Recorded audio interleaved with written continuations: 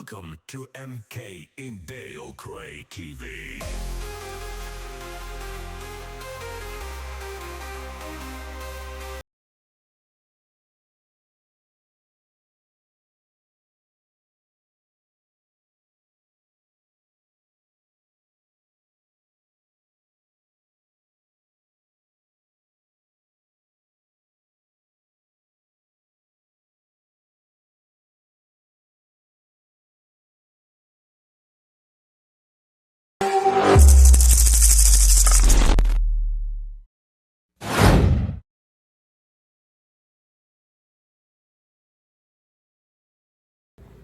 Hello, hello! Magandang araw sa lahat. Magandang hapon.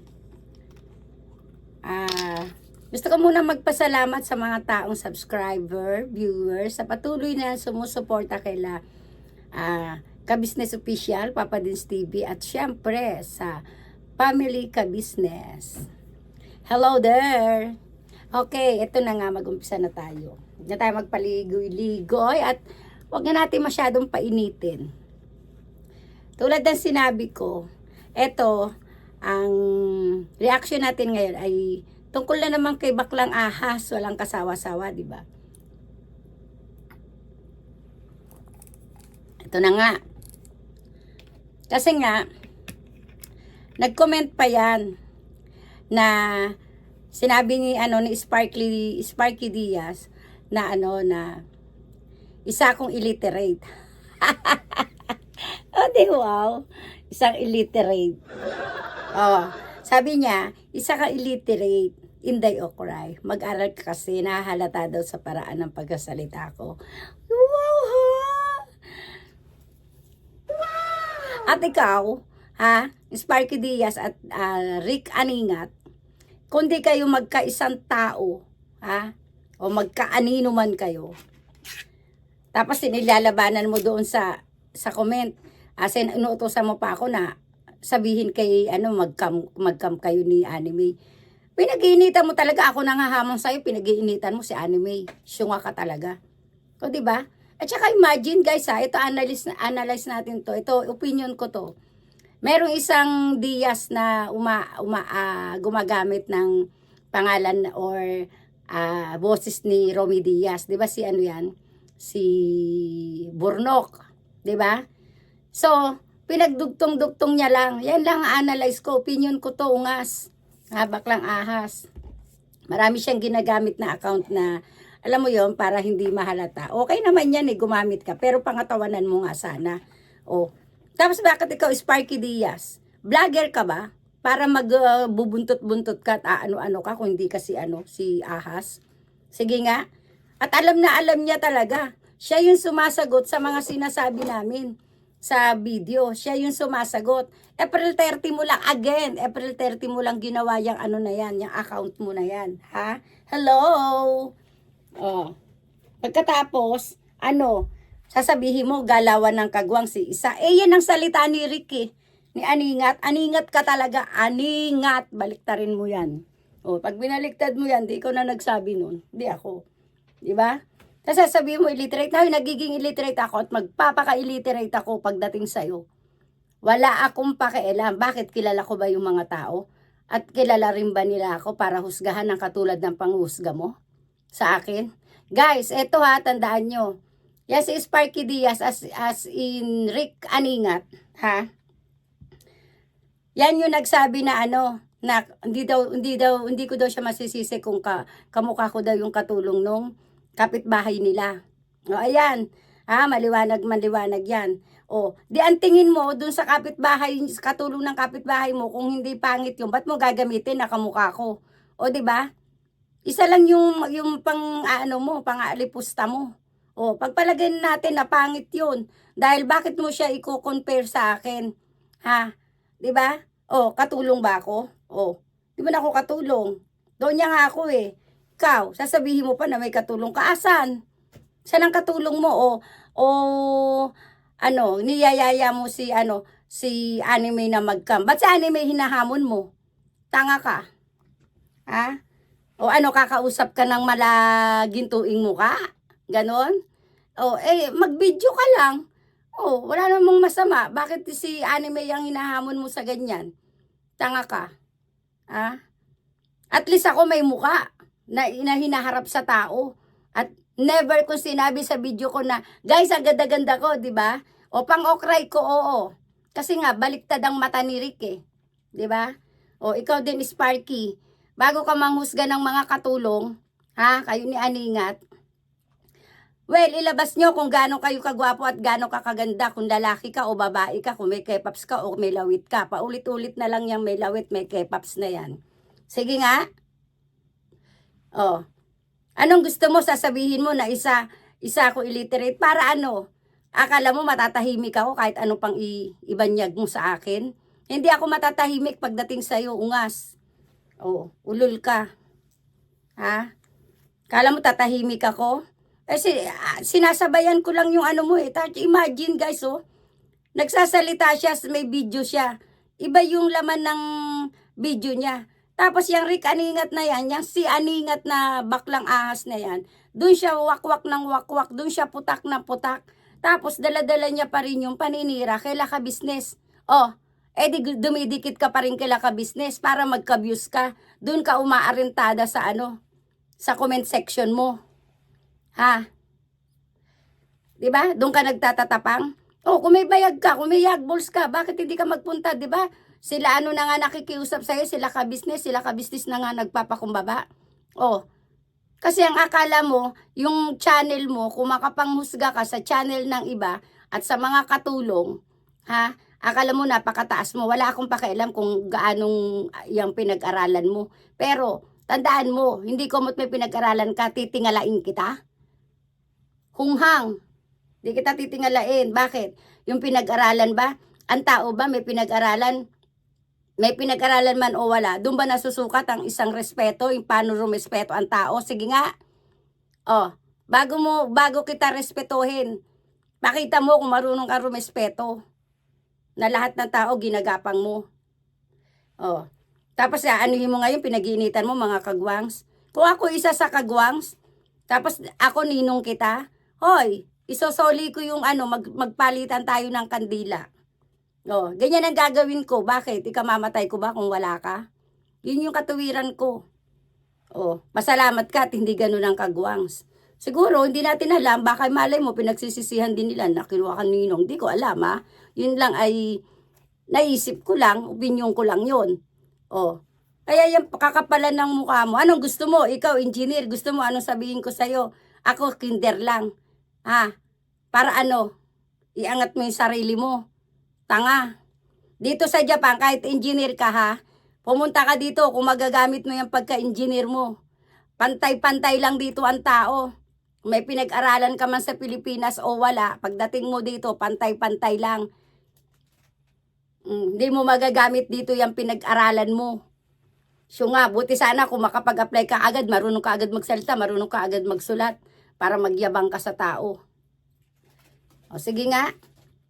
Alipustahin mo tapos iiwas pusoy ka. Kung ano-ano yung sasabihin mo sa akin, akala mo naman na ikapipikon ko. Ha? Na iniiba mo ngayon, illiterate naman. Oh, asa na yung binabansag mo sa mga katulong? Ha? Bawi-bawi. Bawi-bawi. Laban-laban. Ganon. Ha? Ito mo, partida. Sabihin ko sa'yo, hanggang kinder lang ako. Oh. Oh, ano ngayon? Kung halimbawa ang isang tao hanggang kinder lang, alipustahin mo. Syunga, tanga, ulul. Oh, 'di ba? May binitawan ba akong salita na ako ay ako, kolehiyala ako, na mataas na tao ako? Hindi kita titingalain kahit tapos kang engineer. Bakit? Nakikita ba sa sarili mo? Bakit? Yung mga pinagbababato mo, yung mga pinaggagawa mo na pagkatapos kang palamunin, tulungan, oh, ano yung ginawa mo sa ka-business? Yung ba yung ugali na may pinag-aralan? Aber? Ha? Oh. Ang linis mo magsalita, ang yabang mo magsalita. Akala mo illiterate. Di dapat dalhin mo na ako sa sa ospital, sa mental, para magamot. Oh.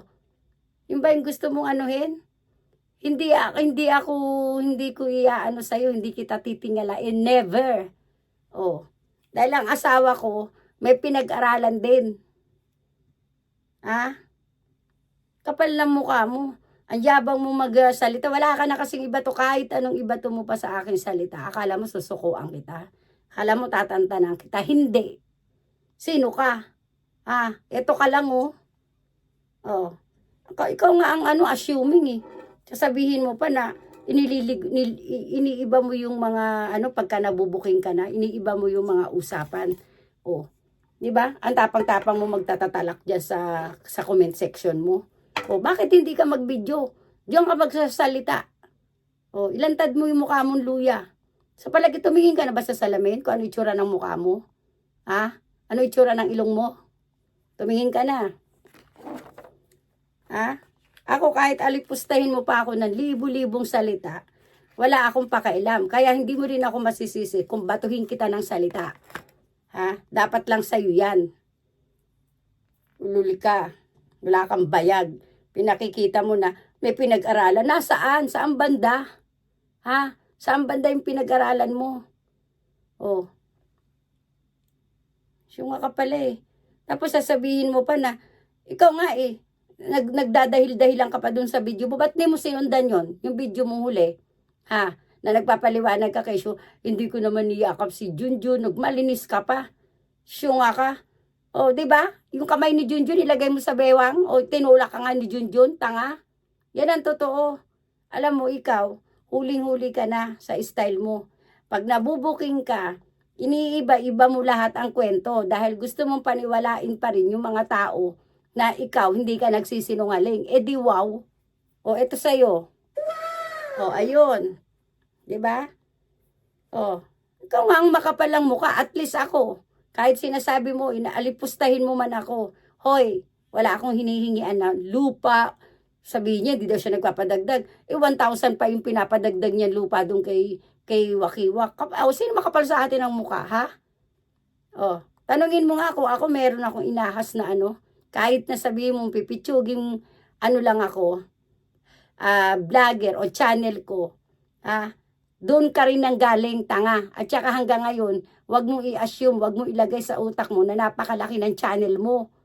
14K maigit na ngayon nung nakita ko eh.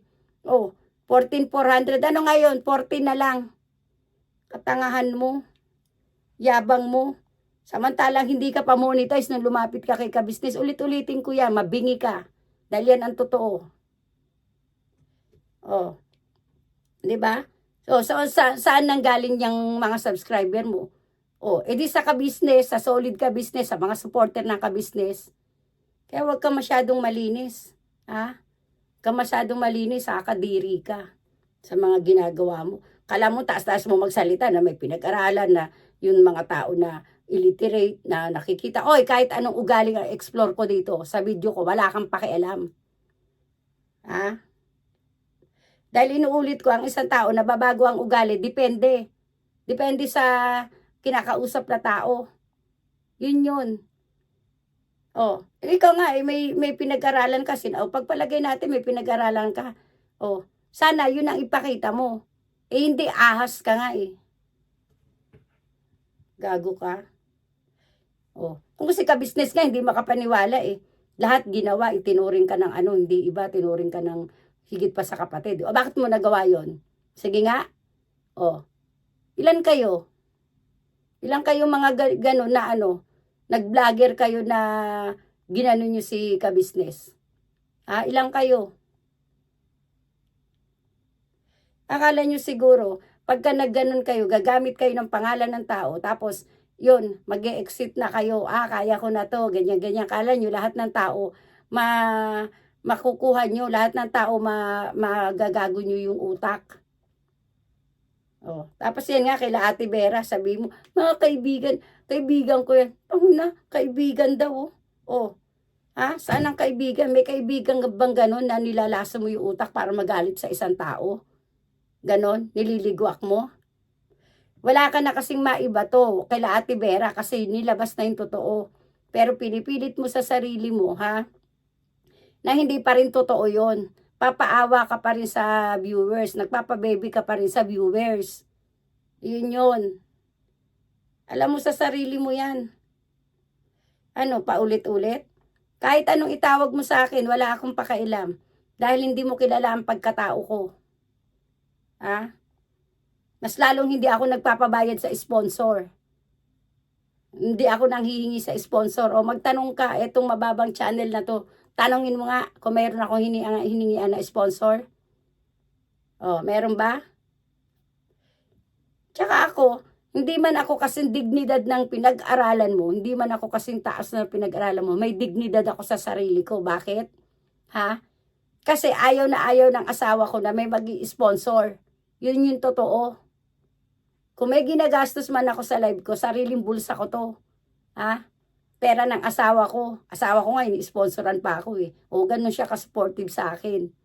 Ikaw, ano? Gusto mo inilatag mo lang kay Laka-Business yung, ano mo, video mo. Tapos ano? Gusto mo inilatag mo na kay Laka-Business.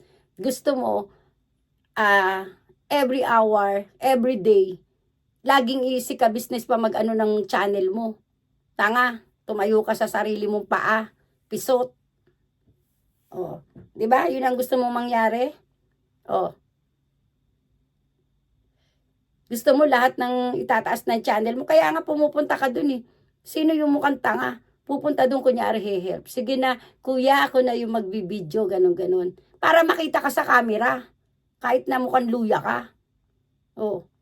Yun yung inaano mo, dinadrama-drama mo. Para lang mabanggit ka, o, di ba? Yung mga ano, yung mga nasa video ni Ka-Business, o, di ba nandun ka? O, di ba? Pagkatapos ng halimbawa ng ganyanan ng mga yung video, di ba pinakikilala ka ni Ka-Business? O, hanggang saan mo gusto dali ni Ka-Business yan channel mo? Tapos ahas ka naman. Pasalamat ka, malaki talaga ang utang na loob mo, aminin mo man hindi. Alam ng tao yan, malaki ang utang na loob mo kay Ka-Business.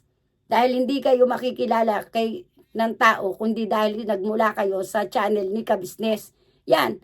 Oh, si Buddy, si Renji. Oh, totoo naman ah. Diba? Tapos aalipustahin mo yung mga maliliit na channel. Wow ha, may 100,000 ka na ba? Ha? Para mag-alimpusta? May 100,000 ka na? Kaya kayo yung mga kasambahay, yung mga katulong na sinasabi niya, wag kayo, nasa inyo yan kung magpadala kayo sa paikot niyan. Pero sa totoo lang, ang iba ang nasa loob ng ano niya, pagkatao niya, inaalipusta niya yung mga katulong. Bakit mo ako aalipustahin? Ba't mo ako ikukumpara sa katulong? Di man ako katulong. Oh, di ba? Wala ka lang masabi. Pati yung mga katulong na nanahimik, dinadamay mo. Oh, katangahan mo. O, di ba? Bakit? Bakit mo ako ikukumpara? Hindi naman ako swelduhan. O, nagtatrabaho ko dito sa loob ng bahay. O, natural na yun dahil bahay namin to. O, ikaw, sige nga, alipustahin mo nga ako, kahit alipustahin mo ko, oy, magkaiba pa rin tayo. Kasi ako hindi nagtatrabaho, ikaw, sub-sub ka sa trabaho. O, tapos ayaw mong nasasabihan ka. Sige, explore nyo pa para makita yung totoo nyong ugali. Tanga! Yung pagbablog ko tsaka sa pagkatao ko magkaiba. Ha? Hindi mo alam yan. Explore. Sinasabi mo ganyan, explore nyo pa. Para ano? Para kala mo mahihiya ako sa sasabihin mo. Ay, tama siya. Hindi ako magaganyan-ganyan para manahimik ako. Hoy, nek-nek mo. Utot mo. Hindi ako mananahimik sa'yo. Oh, dapat ikaw gagawa ka ng video, yung tinatalak mo doon sa comment section, doon ka lang naman matapang eh. Oh, yung tinatalak mo doon, dapat ikumpara mo yung video, yung kung ano man yung nilabas mo, at saka yung pinag-uusapan sa comment section. Tanga. Hindi sa lahat ng bagay bit-bit mo si Ka-Business. Ngas ka pala eh, kapal ng mukha mo. Wala kang kasing kapal. Oh. Ikaw na talaga. Aningat. O, aningat ka talaga. O, baliktarin mo. Problema mo na yun pag binaliktad mo. Aningat. O, di ba? O, baliktarin mo. Gago ka pala eh. Linis-linis mo magsalita. mas mukhang kawawa ka pa nga sa akin kasi ikaw ginagawa mo yung lahat ng paraan para ano, para magkapera. Gagapang ka ng mga sponsor. Dahil ano ka, 'di ba?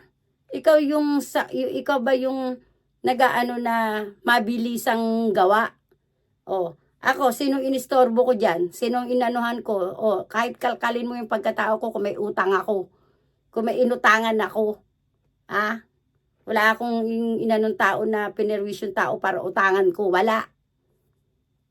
Kalkalin mo yung ano ko sa Pilipinas, tsaka dito sa Japan. Sige, gusto mo ng pamalinisan? Ha? Kapal ng mukha mo. Dapat pag naganyan ka, yung sigurado ka, yung talagang napakataas mo, yung talagang angat na tao ka. Kung ganyan ka lang din naman, di ba? Isipin mo rin yung sinasabi mo bago ka mang alimpusta ng tao. Tanga, dahil hindi mo alam yung buhay ko dito. Mas masarap ang buhay ko sa'yo. Ayan, 100%. Sasabihin ko sa pagmumukha mo. Kaya lahat na lang iniiba mo. Sino nakakahiya? Di ikaw. Sabi niya, explore.